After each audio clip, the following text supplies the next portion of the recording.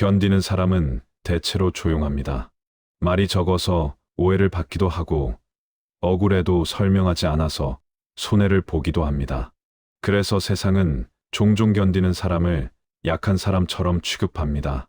하지만 시간이 조금만 흐르면 이상한 장면을 보게 됩니다. 떠들던 사람이 먼저 지치고 버티던 사람이 끝까지 남습니다. 그때 우리는 뒤늦게 깨닫습니다. 견딤은 패배가 아니라 시간과 함께 싸우는 방식이라는 것을요. 다만 오늘은 그 사실이 너무 멀게 느껴지실 겁니다. 견디면 뭐가 달라지나요? 그냥 참고만 있으면 더 망가지는 거 아닌가요? 맞습니다. 아무렇게나 참는 건 견딤이 아닙니다. 견딤은 그냥 버티기가 아니라 무너지는 방향을 바꾸는 기술입니다. 그리고 그 기술은 대부분 화려한 사람보다 조용한 사람에게 더 깊게 자리 잡습니다. 살면서 가장 힘든 순간은 큰 사건이 터졌을 때가 아니라 아무 일도 해결되지 않은 채 시간이 흘러갈 때입니다. 노력은 했는데 결과가 안 나올 때, 관계는 계속 삐걱거리는데 내 탓인지 남 탓인지도 모를 때, 몸도 마음도 지치는데 주변은 다들 그렇게 살아라고 말할 때, 그때 사람은 두 가지로 나뉩니다. 하나는 당장 흔들어 깨우듯 세상을 바꾸려는 사람이고, 다른 하나는 세상을 한 번에 바꾸지 못한다면 나부터 무너지지 않게 지키는 사람입니다. 전자는 눈에 띄고 후자는 눈에 띄지 않습니다. 하지만 오래가는 쪽은 대체로 후자입니다. 견디는 사람에게 가장 많이 붙는 오해가 있습니다. 참는 사람은 결국 이용당한다. 착한 사람은 손해본다. 말 안 하면 호구된다. 이 말들이 틀렸다고는 못하겠습니다. 실제로 말없이 견디던 분들이 상처를 더 크게 입는 경우도 많습니다. 다만 그건 견딤이 아니라 방치에 가깝습니다. 방치는 상대가 나를 함부로 대하는 것을 허락하는 것이고, 견딤은 내가 나를 지키는 방식입니다. 둘은 겉으로는 비슷해 보이지만 속은 전혀 다릅니다. 방치는 마음이 무너지는 방향으로 가고, 견딤은 마음이 무너지지 않게 방향을 틀어놓습니다. 오늘부터는 그 차이를 분명히 해보셔야 합니다. 그래야 견딤이 나를 살리는 힘으로 바뀝니다. 예를 들어 보겠습니다.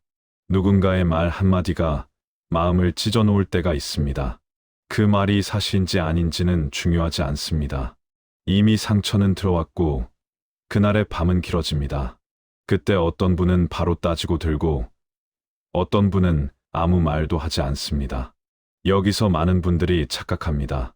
아무 말도 하지 않는 사람은 지는 거지라고. 그런데 진짜 질문은 이겁니다.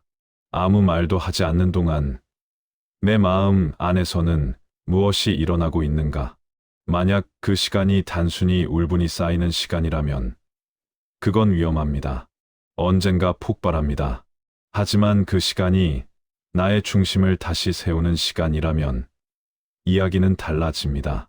견딤은 감정을 무시하는 것이 아니라 감정을 다루는 순서를 바꾸는 것입니다. 지금 즉시 반응하지 않고 내일의 나에게 유리한 방식으로 응답하는 것. 그게 견딤의 첫 번째 모습입니다. 고대의 철학자 에픽테토스는 인간이 괴로워지는 이유를 사건이 아니라 사건에 대한 판단에서 찾았습니다.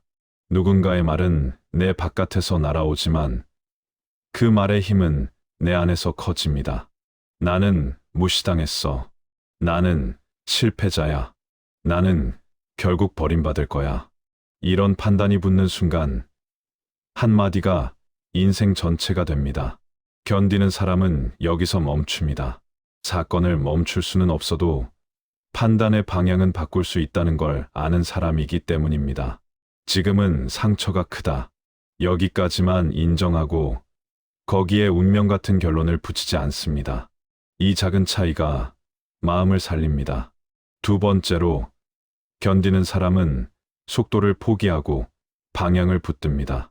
요즘은 속도가 실력처럼 보이는 시대입니다. 빨리 배우고, 빨리 돈을 벌고, 빨리 인정받고, 빨리 회복해야 한다는 압력이 있습니다. 그런데 인생에는 빠르게 처리할 수 없는 것들이 있습니다. 상처, 후회, 관계, 건강, 그리고 신뢰. 이런 것들은 빨리 해결하려고 할수록 더 뒤틀립니다. 견디는 사람은 속도를 낮춥니다.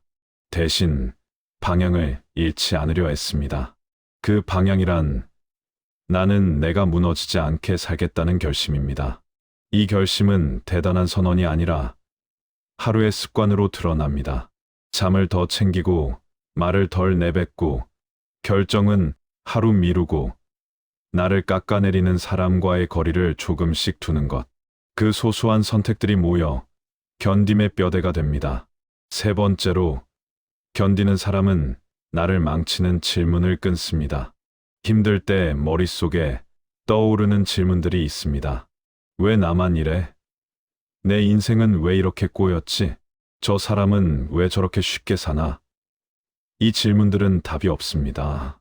답이 없기 때문에 더 괴롭고 계속 반복되기 때문에 더 지칩니다. 견디는 사람은 어느 순간부터 질문을 바꿉니다. 지금 내가 할 수 있는 가장 작은 한 가지는 뭐지? 오늘만 넘어가려면 무엇이 필요하지? 내가 나를 덜 아프게 하는 선택은 뭘까? 질문이 바뀌면 삶이 바뀝니다. 이건 긍정 주문이 아니라 실제로 내가 길을 다르게 내는 방식입니다. 답이 없는 질문은 마음을 파괴하지만 답이 있는 질문은 마음을 회복시킵니다. 여기서 많은 분들이 이런 생각을 하십니다. 그런 건 알겠는데 내 현실은 바뀌지 않아요. 맞습니다. 현실은 바로 바뀌지 않습니다. 그래서 견딤이 어렵습니다. 하지만 현실이 바로 바뀌지 않더라도 나의 반응이 바뀌면 현실의 무게가 달라집니다. 똑같은 어려움도 내 안이 망가졌을 때는 압사당할 것 같고 내 안이 정돈됐을 때는 견딜 수 있을 것처럼 느껴집니다. 이것이 견딤의 숨은 성과입니다. 견디는 동안 현실이 바뀌지 않아도 나라는 그릇이 커집니다. 그러면 같은 현실이 다른 의미로 들어옵니다. 그리고 무엇보다 중요한 건 견디는 사람은 자기 자신을 배신하지 않습니다. 아무도 알아주지 않는 곳에서 아무도 칭찬하지 않는 날에 내가 나를 지키는 것. 사실 이게 가장 어렵습니다. 사람은 인정이 없으면 흔들립니다. 그런데 견디는 사람은 인정이 없는 날에도 자기 쪽으로 돌아옵니다. 오늘도 나는 나를 버리지 않았다. 이 한 줄이 쌓이면 어느 순간부터 사람이 달라집니다. 말투가 달라지고, 표정이 달라지고, 선택이 달라집니다. 어떤 사람에게 휘둘리던 분이 어느 날부터는 아니오를 말할 수 있게 됩니다. 어떤 일 앞에서 늘 도망치던 분이 어느 날부터는 한 발만 앞으로 나가게 됩니다. 이것이 화려하지 않은 변화입니다. 하지만 인생은 대부분 이런 변화로 바뀝니다. 이쯤에서 잠깐 견딤에 대한 오해를 하나 더 풀어야 합니다. 견디는 사람은 감정이 없는 사람이 아닙니다. 오히려 감정이 깊은 사람입니다. 그래서 더 아프고, 그래서 더 많이 생각하고, 그래서 더 오래 흔들립니다. 그런데도 견디는 이유는 하나입니다. 감정이 나를 지배하게 두지 않기 위해서입니다. 견딤은 감정을 억누르는 게 아니라 감정이 폭주하지 않게 붙잡는 손입니다. 손이 없으면 감정은 나를 끌고 갑니다. 손이 있으면 감정은 지나갑니다. 지나가는 감정은 결국 내 인생을 결정하지 못합니다. 이제 마지막으로 견딤의 기준을 하나 드리겠습니다. 견딤은 오늘의 나를 내일로 데려가는 것입니다. 오늘 내가 무너져서 내일이 사라진다면 그건 아무리 멋진 선택이라도 실패입니다. 반대로 오늘 내가 조금 초라해 보여도 내일을 살려내면 그건 승리입니다. 지금의 견딤이 바로 그런 일이라면 이미 잘하고 계신 겁니다. 남들이 보기에는 티가 안 나도 인생은 그런 승리 위에 세워집니다. 견디는 사람은 종종 자기 자신을 의심합니다. 내가 이렇게 버티는 게 맞나? 더 강하게 나갔어야 했나? 나만 참는 거 아닌가? 이런 생각이 드는 이유는 간단합니다. 견딤은 박수받기 어렵기 때문입니다. 성과처럼 눈에 보이지 않고 승리처럼 깃발을 꽂지 못합니다. 그래서 견딤은 늘 불안과 함께 옵니다. 그런데 여기서 한 가지를 기억하셔야 합니다. 눈에 보이지 않는 변화가 가장 확실한 변화가 될 때가 많습니다.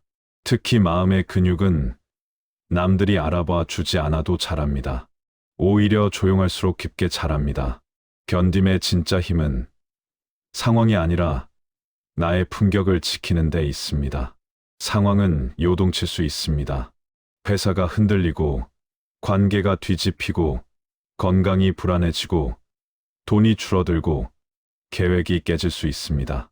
그런데 그런 흔들림 속에서도 내가 나답게 남아 있다면 그건 결코 작은 일이 아닙니다. 흔들리는 바다에서도 방향을 잃지 않는 배가 강한 배입니다. 평온할 때는 누구나 그럴듯하게 살 수 있습니다.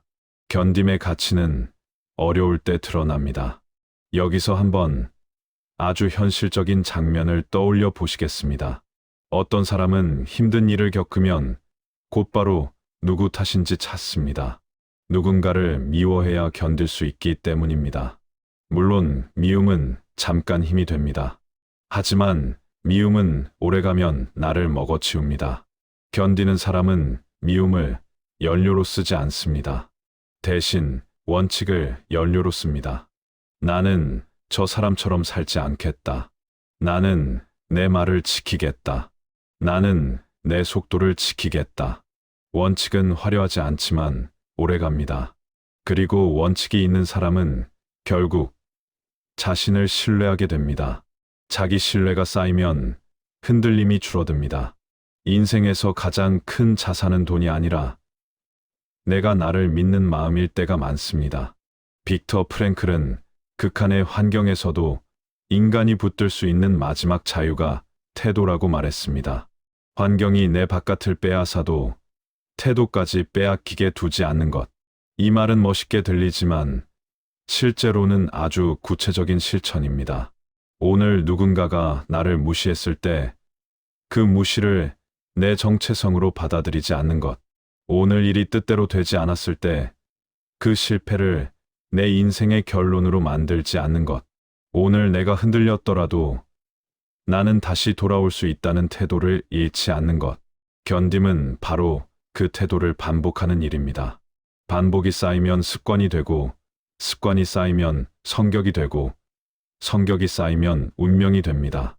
이건 거창한 말 같지만 실제로 대부분의 인생은 그런 방식으로 바뀝니다.